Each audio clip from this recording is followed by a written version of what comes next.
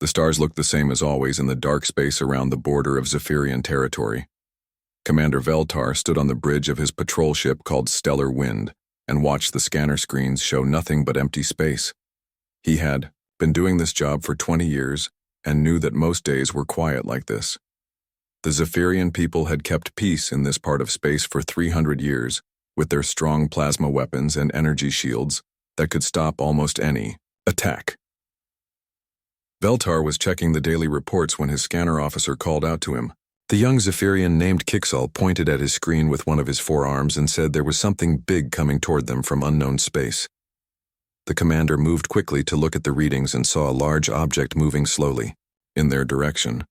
The ship was huge, but its design was not like anything in their computer files that held information about every known ship type in their part of space. The unknown vessel was moving at a steady speed and did not seem to be trying to hide from their scanners. Veltar ordered his crew to get ready for first contact procedures. He had done this before with new species, but it always made him nervous. The Zephyrian people had rules about how to meet new beings, and they always worked to keep peace. Far away on the human ship called USS Liberty, Captain Jake Morrison was having a very bad day. His navigation officer, Lieutenant Ryan Cole, had been trying to fix their broken guidance system for 6 hours. The ship had been exploring deep space for 8 months when their main computer started giving wrong directions. Now they were lost, somewhere they had never seen before. Morrison was a tall man with gray hair who had been in space for 15 years. He trusted his crew of 200 humans who had trained hard for this mission. The Liberty was built to explore far from Earth and could handle most problems they might find. The ship had thick armor to protect against space rocks and radiation, plus weapons to defend against any dangers they might meet.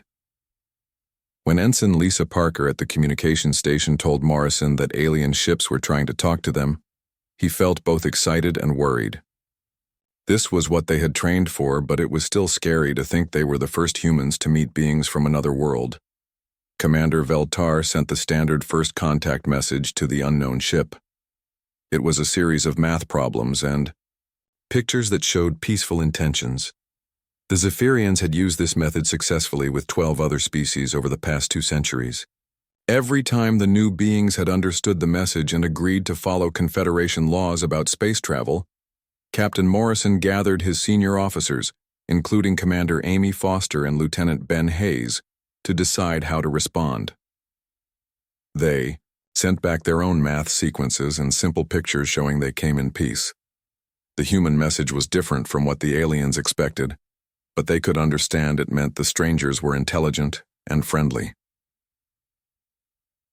The communication went well at first, with both sides sharing basic information about their ships and crews. The aliens learned that the humans called themselves people from a planet named Earth. The humans found out they were talking to the Zephyrian Confederation, which controlled this area of space. Problems started when Commander Veltar explained that all ships entering Confederation space had to submit to inspection according to their laws. The alien commander was polite, but firm about this rule. He said it was for everyone's safety and had always been followed by other species they had met. Captain Morrison talked with his officers about what to do. Earth's rules said they should not let alien beings study their technology without permission from their government. Morrison explained to the aliens that they were just passing through and did not want to cause trouble but could not allow an inspection of their ship. Commander Veltar had never heard a response like this before. Every other species had agreed to follow Confederation rules when they entered their space. He was not sure what to do with beings who refused their authority. The alien commander contacted his superiors and was told to use standard procedures to make the unknown ship comply with their demands. The Zephyrians fired a warning shot from their plasma weapons across the front of the human ship. The bright blue energy beam was meant to show they were serious about their rules. Commander Veltar expected the humans to surrender immediately like every other species had done when faced with Confederation weapons. On the Liberty, Lieutenant Commander Lisa Parker reported that something had hit their outer hull, but caused no real damage. The ship's thick armor plating had absorbed the energy blast without any problems. Captain Morrison realized the aliens had just attacked his ship, even though both sides had been trying to be peaceful. Morrison ordered his crew to prepare for more attacks while still trying to talk to the aliens. He sent a message explaining that their ship was built to handle space dangers and the warning shot had been unnecessary. The human captain asked the aliens to let them continue on their way without any more violence. Commander Veltar stared at his scanner readings in shock. His ship's plasma weapon should have at least damaged the unknown vessel's hull or caused some system failures. Instead, the human ship seemed completely unaffected by an attack that could disable most known spacecraft. The alien commander had never seen anything like this in his long career. The Zephyrian officer called for backup and soon had 5 more patrol ships moving toward the human vessel. He sent another message demanding that the humans surrender and submit to Confederation authority. Commander Veltar warned that they would use more force if the unknown beings continued to resist their lawful commands. Captain Morrison looked at the growing number of alien ships on his scanner and knew this situation was getting worse. He had hoped to avoid any fighting, but the aliens seemed determined to force his ship to obey their rules. The human captain ordered his crew to prepare all defensive systems while he tried one more time to solve this problem with words instead of weapons. Neither side understood how different their technologies and cultures really were. The aliens had never met beings who could resist their weapons, while the humans had never encountered species that used only energy-based attacks. This misunderstanding was about to lead both groups into a conflict that would change how they saw the universe and their place in it. The bridge of the USS Liberty was busy with activity as the crew tried to understand what they were facing. Lieutenant Commander Lisa Parker checked her damage reports and confirmed that the alien energy weapon had only burned away a small amount of their outer armor plating. Chief Engineer Commander Pete Davis reported that all ship systems were working normally, and the fusion engines had not been affected at all. Captain Morrison knew he had to be very careful with his next decisions. The aliens had fired on his ship, but he did not want to start a war between Earth and these unknown beings. He ordered Ensign Ryan Cole to send another message explaining that their vessel was built for long trips through dangerous space and could handle energy attacks without being damaged. Commander Veltar received the human message and felt even more confused than before. His science officer reported that their scanners showed the unknown ship had some kind of armor they had never seen. The readings suggested it was made from materials that could absorb and spread out energy attacks instead of letting them penetrate the hull. The alien commander contacted Confederation High Command and spoke directly with Admiral Kex Thule, who was in charge of border security. Veltar explained that they had found a ship from an unknown species that could resist their plasma weapons. The Admiral was surprised because no known technology could withstand Zephyrian energy beams without at least some damage. Admiral Kexthul ordered 12 more patrol ships to join Veltar's group and surround the human vessel. The Confederation had never needed so many ships to deal with one unknown craft, but these strange beings were unlike anything they had encountered before. The Admiral wanted to be ready for any surprises these new aliens might have. Captain Morrison watched his scanner screen as more alien ships arrived and took positions around the Liberty. His tactical officer, Lieutenant Ben Hayes, counted 18 enemy vessels now circling them at a safe distance. The human captain knew his ship was outnumbered, but he also knew they had advantages the aliens did not understand yet. The Zephyrians sent another demand for the humans to surrender and allow inspection of their technology and crew. Commander Veltar explained that this was required by Confederation law for all beings entering their space.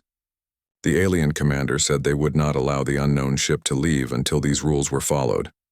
Morrison called a meeting with his senior staff in the ship's main conference room. Commander Amy Foster suggested they might be able to outrun the alien vessels if their engines were faster. Lieutenant Ben Hayes reported that the enemy ship seemed to rely entirely on energy weapons and shields, which might be vulnerable to different types of attacks. The human captain decided he could not give up Earth's technology to beings they had just met. Morrison sent a message explaining that his people had rules about sharing information with new species and needed to contact their government before allowing any inspections. He asked for time to reach Earth and get permission for formal meetings between their peoples. Commander Veltar discussed this request with Admiral Kexthul, who was now monitoring the situation from his flagship. The Admiral decided that waiting for the unknown beings to contact their homeworld might be a trick to bring more ships or weapons to this location. He ordered Veltar to force the human vessel to surrender immediately. 3 Zephyrian ships moved closer to the Liberty and targeted what their scanners showed as the engine section. Commander Veltar ordered a concentrated attack using their most powerful plasma batteries. The alien commander believed this would disable the unknown ship's ability to move and force them to cooperate with Confederation demands. The combined energy beams hit the rear section of the human ship and created a bright flash that could be seen across the star system. The Zephyrians expected to see system failures and damage reports from the enemy vessel. Instead, their scanners showed that the human ship was completely unaffected and continued operating at full power. Chief Engineer Pete Davis reported to Captain Morrison that the fusion drives had actually gained energy from the alien attack. The human ship's power systems were designed to absorb many types of radiation and convert it into useful electricity. The alien energy weapons had given them a small boost to their reactor output instead of causing any damage. Commander Veltar stared at his instrument readings and could not believe what he was seeing. 3 of his most powerful ships had fired their main weapons at close range and achieved absolutely nothing. The unknown vessel seemed to have some kind of technology that made it immune to energy attacks. The Zephyrian science officer ran detailed scans of the human ship and discovered something that shocked the entire alien crew. The unknown vessel appeared to be armed with weapons that were completely different from anything in their databases. Instead of energy-based systems, the humans seemed to use some kind of solid projectile launchers. Admiral Kexethal received this report and immediately called an emergency meeting with his tactical advisors. The Confederation had developed their entire military strategy around energy warfare and shield technology. They had never encountered beings who used kinetic weapons because such systems were considered primitive and ineffective compared to plasma beams and laser cannons. The human ship's armament confused the aliens because their scanners could not understand how solid projectiles could be dangerous to vessels protected by energy shields. The Zephyrians had no experience with kinetic weapons and did not know that such systems could be incredibly destructive if designed properly. Captain Morrison realized the aliens were scanning his ship more intensively and probably learning about their weapon systems. He knew the situation was getting more dangerous as both sides prepared for a real fight. The human captain decided he needed to show these beings that attacking Earthships was a very bad idea.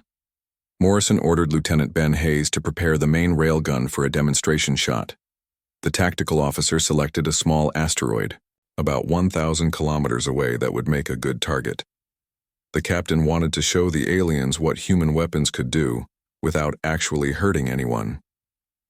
The Liberty's main electromagnetic railgun began charging its firing systems while the crew prepared for what might be the first shot fired by humans in an interstellar conflict. Neither side fully understood how this encounter would change both of their civilizations forever.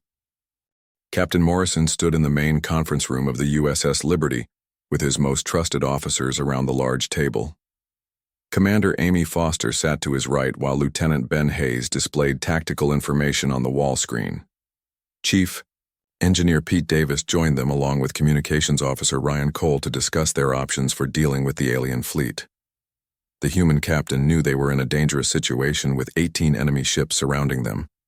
However, he also knew that his vessel had been designed by the best engineers on Earth to survive almost anything space could throw at them. Lieutenant Colonel Susan Wright had personally overseen the weapon systems back at the shipyard and made sure they could handle any threat. Lieutenant Ben Hayes reported that his analysis of the alien weapons showed they used only energy-based systems like plasma beams and laser cannons. The enemy ships also seemed to rely on energy shields for protection, which was very different from human defensive technology. Hayes suggested that the aliens had never encountered kinetic weapons before. Commander Amy Foster pointed out that the enemy vessels appeared to be faster and more maneuverable than the Liberty. However, their lighter construction probably meant they could not take as much damage as the heavily armored human ship. Foster recommended showing the aliens what Earth weapons could do before this situation got worse. Captain Morrison agreed that a demonstration might convince the enemy to let them leave peacefully. The alien ships had already attacked them twice without success and seemed to be preparing for more serious fighting. Morrison wanted to avoid killing anyone, but he also needed to protect his crew and ship from further attacks. The Liberty's tactical computer systems began calculating firing solutions for their main electromagnetic railgun. The weapon used powerful magnetic fields to launch dense tungsten projectiles at incredible speeds. A single shot could penetrate almost any known armor and cause massive damage to enemy vessels. Morrison decided to target a small asteroid, approximately 1,000 kilometers away from both fleets. The rock was about 50 meters across and would make an impressive display when destroyed. The human captain wanted the aliens to see exactly what they were dealing with before anyone got hurt. He ordered Communications Officer Ryan Cole to send a message to the alien commander explaining that they would demonstrate their defensive capabilities. Morrison warned the enemy ships to move away from the target area and observe what happened to vessels that continued attacking Earth explorers. Commander Veltar received the human message and felt confused about what these strange beings were planning. His science officer reported that the unknown ship was charging some kind of weapon system, but their scanners could not identify the energy signature. The readings were unlike anything in their databases of known military technology. The Zephyrian commander contacted Admiral Kexthul and reported that the humans were preparing to fire some kind of unknown weapon. The admiral ordered all Confederation ships to maintain their positions and prepare for possible attack. Kexthul believed the unknown beings were bluffing, and their primitive kinetic weapons could not threaten ships protected by energy shields. Lieutenant Ben Hayes confirmed that the main railgun was fully charged and ready to fire. The weapon's targeting system had locked onto the small asteroid and calculated the exact trajectory needed to hit the target. Hayes reported that the tungsten projectile would reach nearly 10% of light speed when it left the barrel. Captain Morrison gave the order to fire, and the Liberty's main gun discharged with a barely visible flash. The electromagnetic pulse from the railgun temporarily interfered with some of the ship's electronic systems, but everything returned to normal within seconds. The tungsten rod streaked through space toward its target faster than any of the alien ships could move. Commander Veltar watched his scanner displays as something incredibly fast moved from the human ship toward the distant asteroid. The projectile was traveling at speeds that seemed impossible for solid matter to achieve. The alien commander had never seen anything move so quickly except for light itself. The tungsten rod struck the small asteroid and released kinetic energy equivalent to a nuclear explosion. The entire rocky body vaporized instantly in a brilliant flash that could be seen clearly from both fleets. Pieces of superheated material spread out in all directions, creating a spectacular light show against the darkness of space. Every Zephyrian ship detected the massive energy release, and their crews stared in shock at what they had witnessed. The unknown beings had just destroyed a solid asteroid with a single shot from what appeared to be a simple kinetic weapon. The aliens had never imagined that projectile systems could be so devastatingly powerful.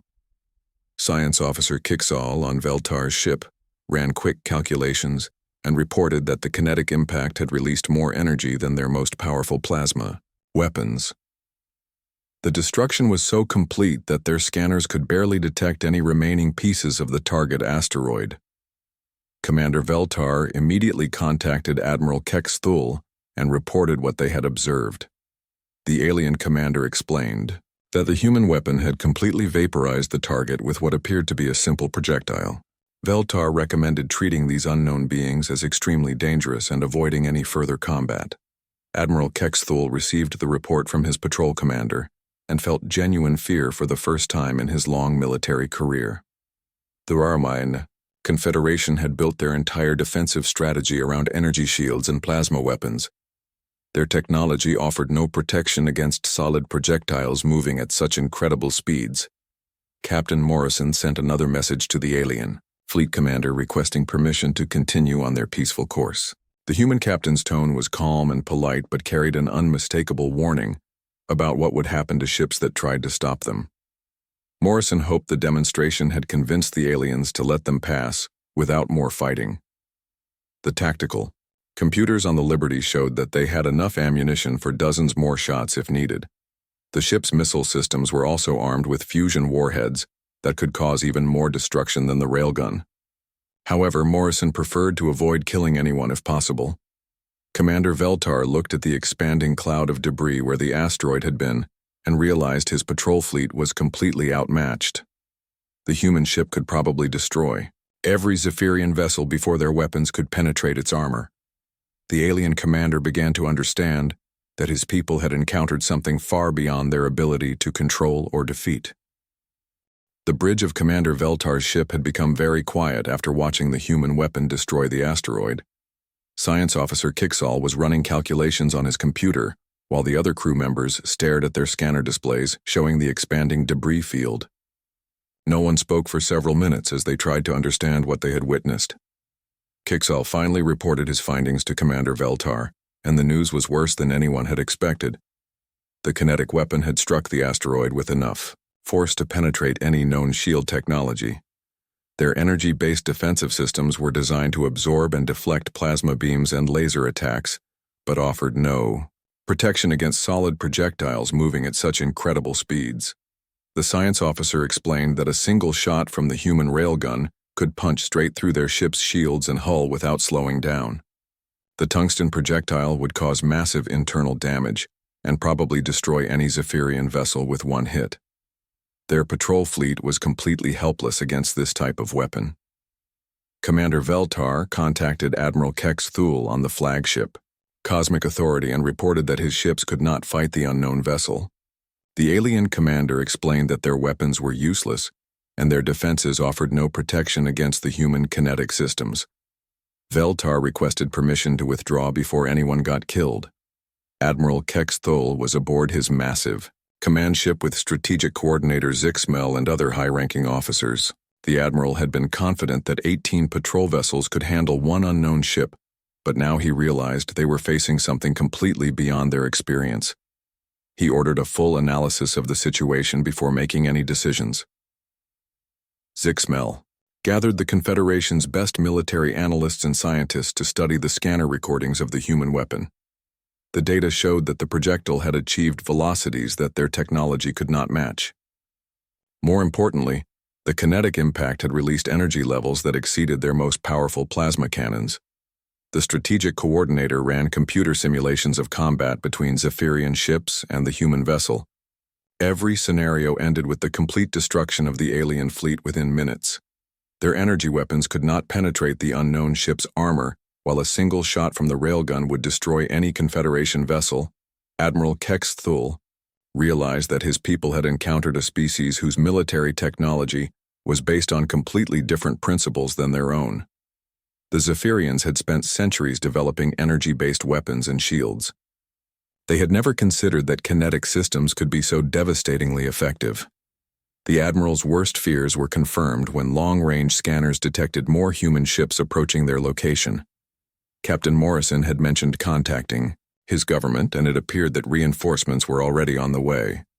2 more vessels similar to the Liberty were moving toward the confrontation zone at high speed. Strategic Coordinator Zixmel identified the approaching ships as the USS Ranger, under Captain Alex Turner, and the USS Sentinel commanded by Captain Maria Santos. The 3 human vessels appeared to be part of the same exploration mission, and probably had identical weapon systems. The aliens now faced the possibility of fighting 3 ships that could each destroy their entire fleet. Commander Veltar received updated orders from Admiral Kex Thule to maintain position, but avoid any hostile actions against the human ships. The Admiral wanted to prevent the situation from getting worse while the Confederation Council decided how to respond to this unprecedented threat.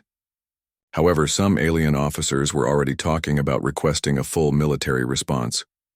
The Zephyrian crew members throughout the patrol fleet were discussing what they had seen, and many were frightened by the implications.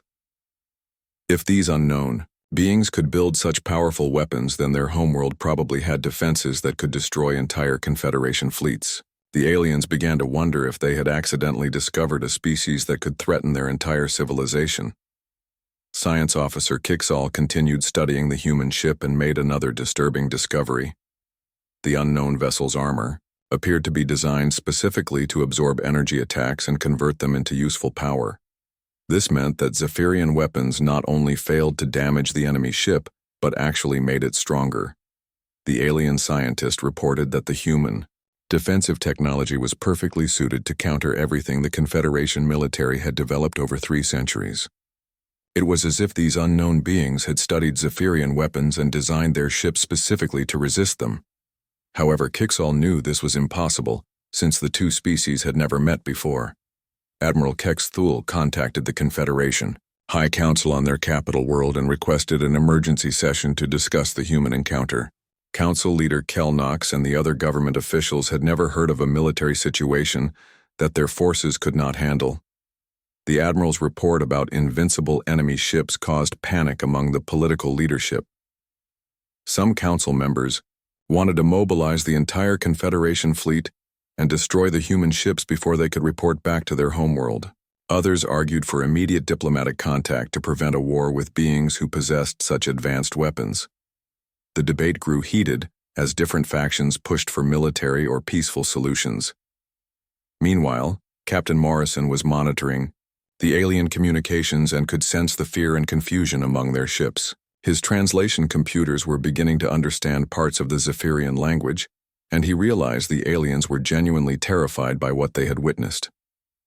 Morrison began to feel sorry for beings who had never encountered weapons like his. The human captain also knew that 2 more Earth ships would arrive soon, and the aliens might interpret this as preparation for an attack.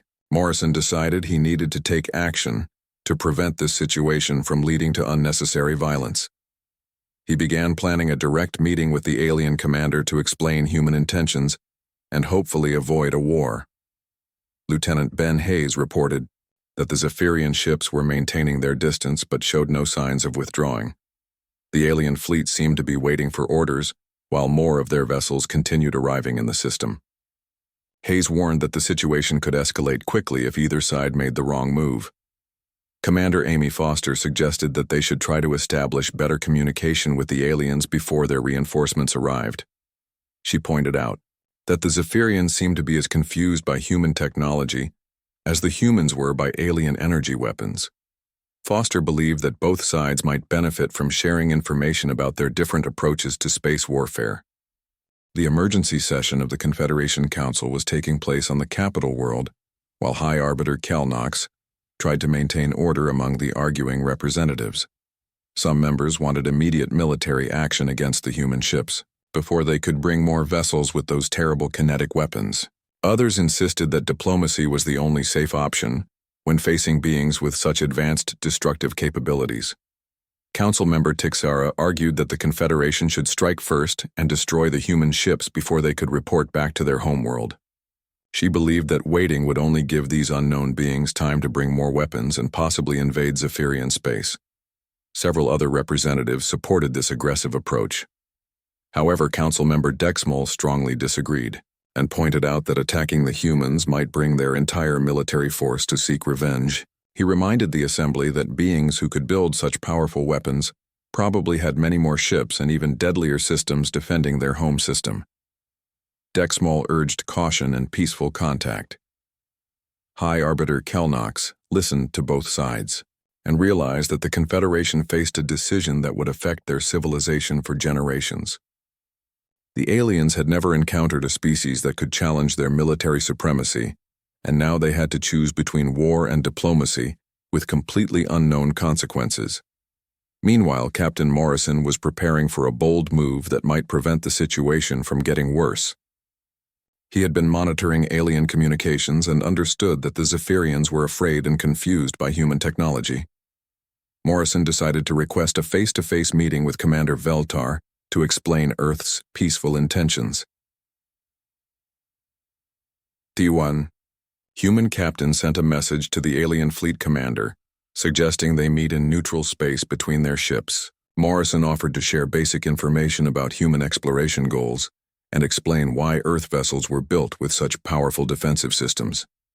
He hoped that direct contact might reduce the fear and suspicion on both sides.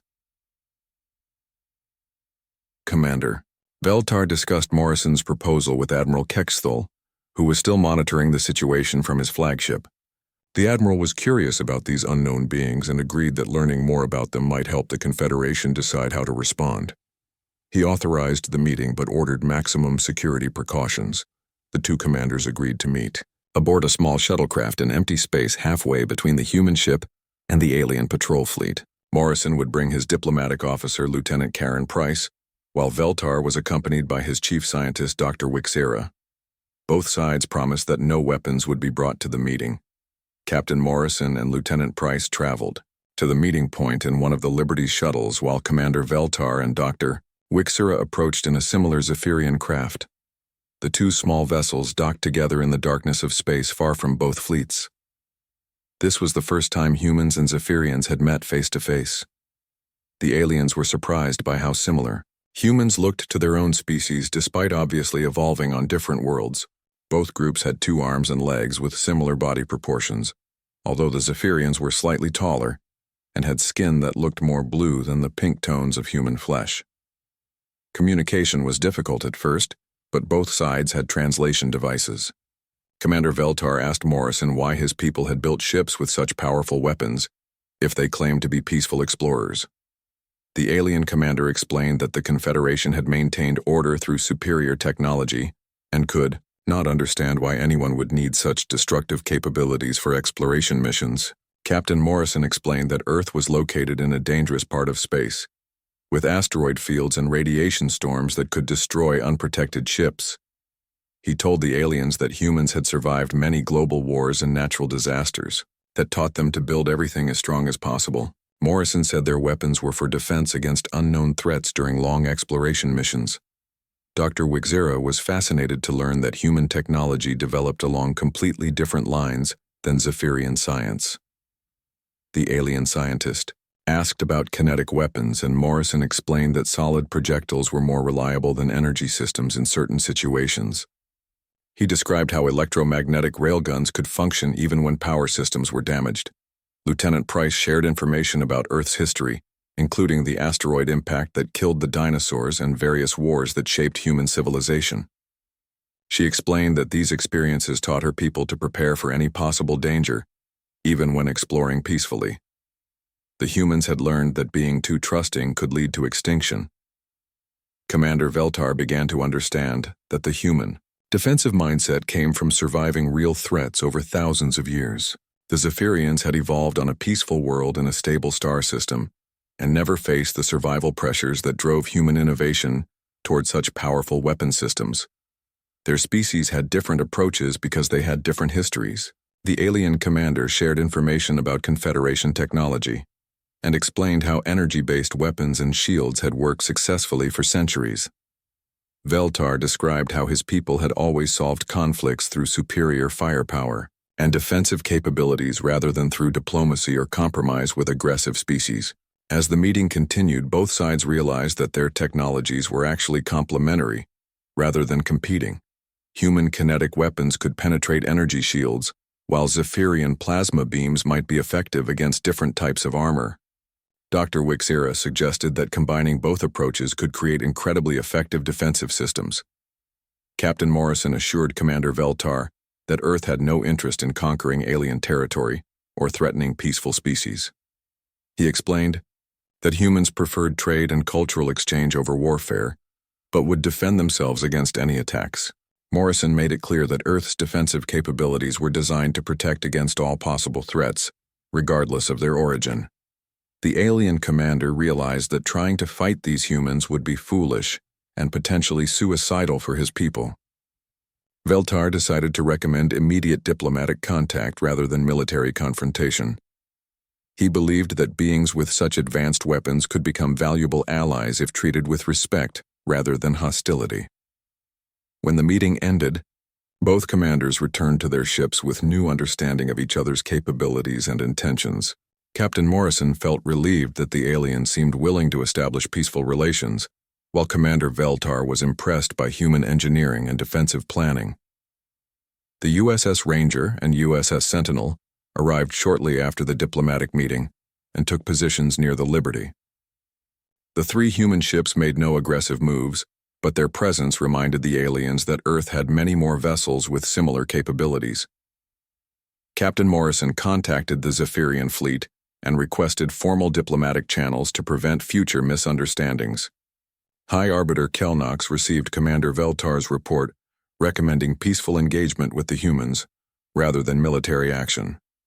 The Council voted to establish diplomatic contact with Earth's government and invited human representatives to visit their capital world. They realized that these beings could teach them much about defensive technology and survival strategies.